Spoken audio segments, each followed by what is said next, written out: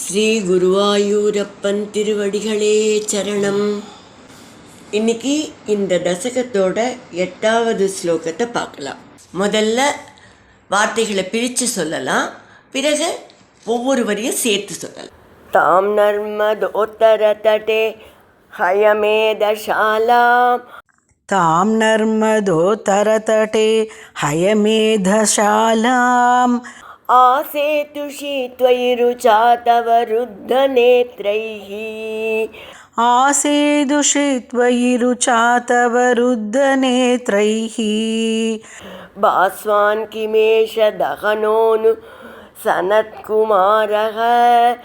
भास्वान् किमेष दहनोऽनु सनत्कुमारः. योगीनुगोयमिति शुक्रमुखै शशङ्के. योगीनुकोयमिति शुक्रमुखै शशङ्के.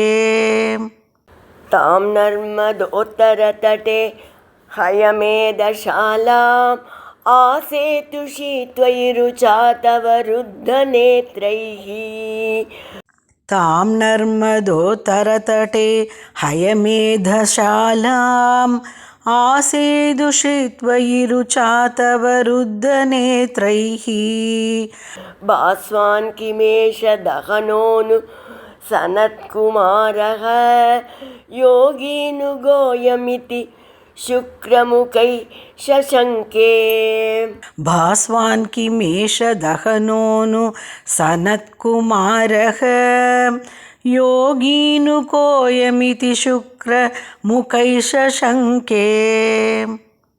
இப்போ நாம் இந்த ஸ்லோகத்தோட வார்த்தைகளை பிரித்து அர்த்தங்களை பார்க்கலாம்.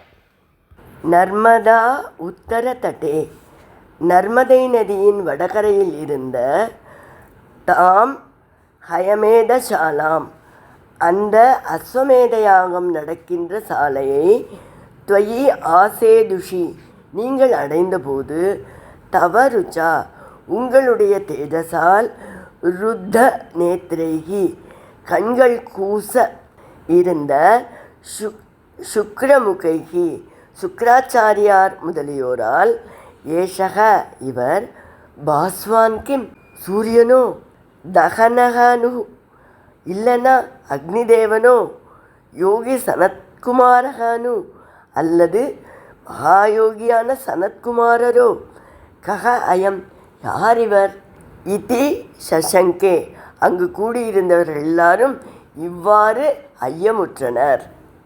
இப்போ இந்த ஸ்லோகத்தை முழுவதுமாக பாராயணம் பண்ணி இதோட முழு அர்த்தத்தையும் பார்க்கலாம்.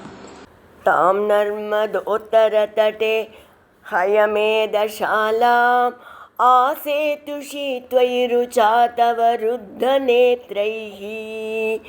भास्वान् किमेष दहनोऽनु सनत्कुमारः. योगीनुगोयमिति शुक्रमुखै शशङ्के. நர்மதை நதியின் வடகரையில் இருந்த அஸ்வமேத யாகம் நடக்கும் சாலையை நீங்கள் அடைந்தீர்கள்.